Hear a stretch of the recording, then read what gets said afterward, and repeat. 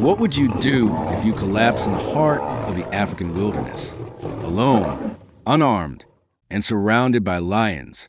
Most would expect a brutal end. But what happened to one ranger left even scientists speechless? Because the lions didn't attack.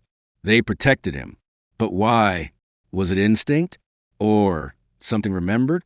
As rescuers raced to save his life, hidden cameras reveal a truth no one expected, and a bond between man and lion that defies everything we thought we knew about the wild. A cub once saved. Now a king with the power to command a pride. And when the world tries to recreate the miracle, something happens that no one can explain. Stay with us, because by the time the story ends, you'll never look at lions the same way again. Before we begin, let us know in the comments, where are you watching from?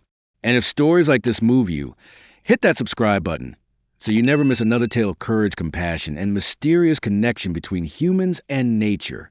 Now, let's go back to the beginning. The African sun blazed high in the sky, turning the vast plains into a sea of shimmering heat. Jack Merritt, a veteran wildlife ranger from Colorado, trudged through the tall, dry grass, his boots sinking into the brittle earth. His khaki shirt clung to his back with sweat, and his canteen had long run dry. Still, he pressed on. Reports of illegal traps had come in early that morning. Alone and determined, Jack had volunteered to investigate.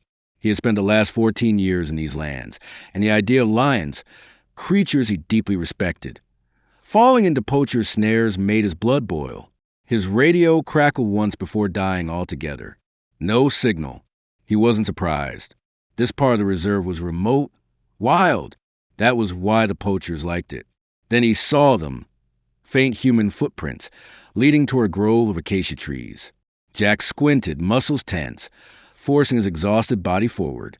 But each step grew heavier, his vision more blurred. The relentless heat gnawed at him. Finally, near the base of a twisted tree, he spotted it, a wire snare, glinting in the sun, freshly set. As he knelt to inspect it, dizziness overtook him. His knees buckled. The world swirled. Then came blackness. How long he lay there, he didn't know. But the sound that woke him was unmistakable, a low, guttural growl. His eyes opened to fading orange light, and to something impossible. A lion, massive, muscles rippled beneath its tawny fur. Its mane was thick and wild, golden brown streaked with deep amber. Not far behind stood a lioness, alert, and between her legs, a small cub peeked out. Jack's breath caught in his throat. His limbs were too heavy to move.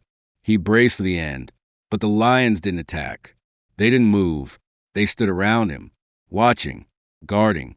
Confused and dazed, Jack blinked hard. Was this real? Were they protecting him? And then, from the haze of heat and memory, a scene returned. Years ago, a tiny cub tangled in a wire snare, crying in pain. Jack had approached carefully, hands open, heart pounding. The mother lion had been nearby, pacing, roaring, but hadn't attacked. Jack had freed the cub. Slowly, silently, it had limped back to its mother. Before disappearing into the grass, she had turned and looked at him, not with fury, but with something almost understanding. That cub, that look, the lion now standing over him bore a scar above his right brow, faint but unmistakable. Jack's heart pounded harder, but not with fear. Recognition. It was him, the cub he had once saved. Now a grown lion, a protector, a leader. Jack's lips moved, dry and cracked. He whispered one word, barely audible. Aruka, the name he had once given the rescued cub. The lion's ear flicked, and in that moment Jack understood. This was no accident. He was not forgotten. Jack Merritt lay in a hospital cot, his skin still sunburned, his muscles aching from dehydration and exposure. The medical team said he had been found just in time. Another hour in that heat, and he might not have made it. But it wasn't them he remembered in those final hours before rescue. It was the lions. Mark, his longtime friend and fellow ranger, sat nearby, flipping through a field journal while Jack sipped weak broth from a tin cup. "You got lucky," Mark said, not looking up. "But there's something else." Jack raised an eyebrow. Go on. We ran the drone footage from last week's patrols. Mark continued, placing a folder on the bedside table. You weren't alone out there, Jack. Not even before you collapsed. What do you mean? Mark pulled out several black and white images taken from motion-sensitive cameras stationed across the reserve. One after another, they showed a pattern. Shadows in the tall grass, movement behind trees. Faint but undeniable. Lions. Always near. Always behind him.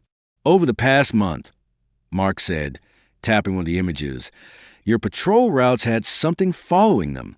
No existen. No noise. Just presence. Jack studied the photos. In one, a large lion's head emerged from the brush, the moonlight illuminating a faint scar above its right brow. Aruka, it wasn't coincidence. The lion he had once saved wasn't just alive. He had been watching him. No one thought much of it, Mark added. At first we figured it was curiosity, maybe coincidence. But after what happened, Jack leaned back, exhaling hard. It wasn't random. Mark nodded slowly. No, and there's more. One of the junior rangers had reviewed archive logs and found multiple sightings of the same lion, Aruka, shadowing Jack's vehicle at a distance during solo patrols. Sometimes at dawn, sometimes near dusk, always far enough not to be seen directly, but close enough to intervene if needed. Jack's hands trembled slightly, not from fear, but from the gravity of it all. He hadn't been alone out there. He had been watched, protected, and then the truth solidified. Aruka wasn't just a lion he once saved. He was now a leader, an alpha male, commanding the respect of a pride. The lioness and cub he had seen weren't random members of a group. They were his family, his legacy. Jack stared at the photograph again. Aruka's gaze wasn't predatory. It was deliberate, intelligent. A command had been given that night on the savannah.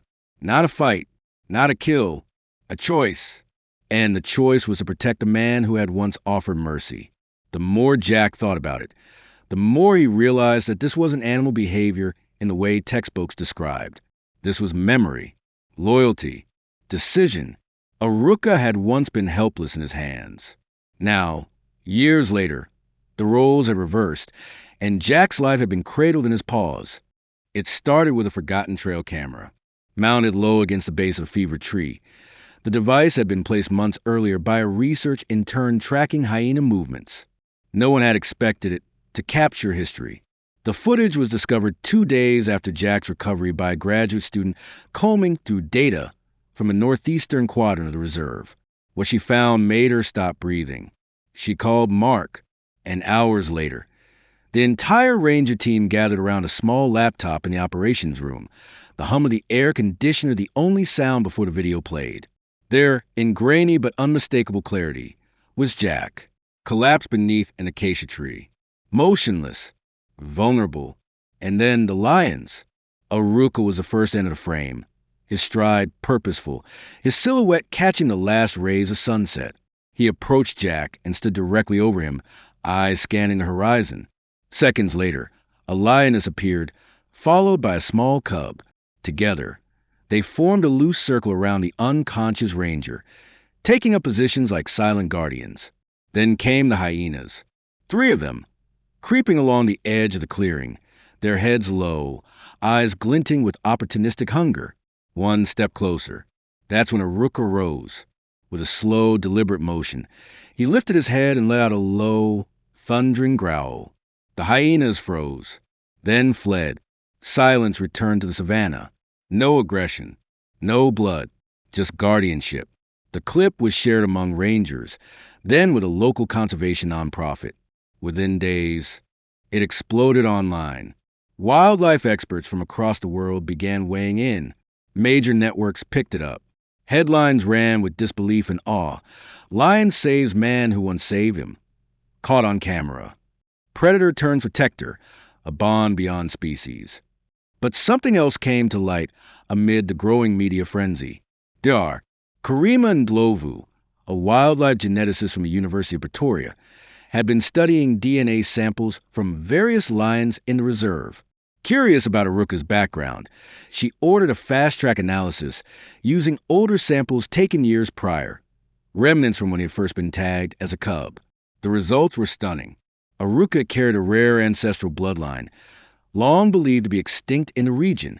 His lineage traced back to a forgotten pocket of lions known for unique genetic markers, resistance to certain diseases, enhanced social cohesion, and territorial memory. Aruka wasn't just any lion. He was the last known descendant of a nearly vanished lineage, and Jack, unknowingly, had saved more than just a life that day years ago. He had preserved a bloodline, a future. Back at the ranger station, Jack sat beneath the stars, the viral noise of the world far away. Mark joined him with 2 mugs of warm rooibos tea. Crazy few days, Mark muttered. Jack nodded. You ever think, maybe the moment I cut that snare all those years ago, it changed more than I realized? You gave a lion his life, Mark said. Turns out, he gave you yours. And maybe something bigger than both of you. Jack stared into the dark, where the savannah breathed softly in the distance. Out there, he knew Aruka was watching. Not as a pet, not as a beast, but as a king who remembered mercy and returned it. Weeks passed. The world moved on, as it always does. Viral stories faded, replaced by new ones. But for the rangers of the Mavuto Reserve, everything had changed. Tourists arrived in greater numbers, hoping to glimpse the legendary lion. Scientists came bearing satellite tags and tranquilizers. And quietly, among them, some came with ambition, hoping to recreate the miracle that had stunned the world. They failed. Twice, park authorities attempted to control interaction, using another ranger and a familiar route through Aruka's territory. They hoped to test whether the lion's protective behavior extended beyond Jack, whether it could be learned, even replicated. The lion never approached. The second time, he didn't even appear. Jack watched from afar. He wasn't surprised. He knew, deep down, that this connection wasn't transferable. It had been forged in a moment of selflessness, tempered by time, sealed by memory, not something that could be coaxed or copied. It had belonged to him and Aruka alone. And then, one morning, Jack returned to the clearing. He stood beneath the same acacia tree where he had once collapsed, the bark now bearing the faint imprint of claw marks and time. The grass had regrown, soft and green. The wind stirred the leaves in lazy circles. And on the far ridge, as if drawn by memory, Aruka appeared. He stood tall on a flat rock, the golden light of dawn igniting his mane like fire. For a long moment, they watched each other across the distance. Man and lion, no longer enemies, no longer strangers. Jack felt his throat tighten. Thank you, he whispered, not knowing if the wind would carry it. Aruka blinked slowly, then turned.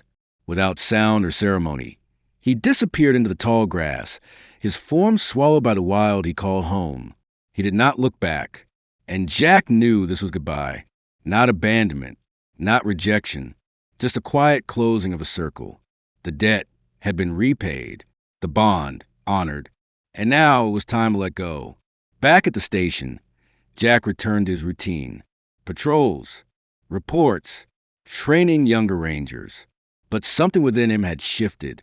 He had always believed in protecting wildlife. He never expected it would be the wild that protected him. Sometimes, when the wind was right and the shadows were long, he would glance toward the horizon, half expecting a flash of golden mane in the brush. But whether Aruka was near or far no longer mattered, because now Jack knew the wild remembered, and somewhere out there, beyond the reach of words, a lion did too. Some say lions are only beasts. But out there, beneath the African sun, where memory runs deep in instinct, one lion remembered a kindness and repaid it with mercy. In a world divided by fear and survival, this story reminds us, sometimes the wild is more human than we are. Where in the world are you watching this from?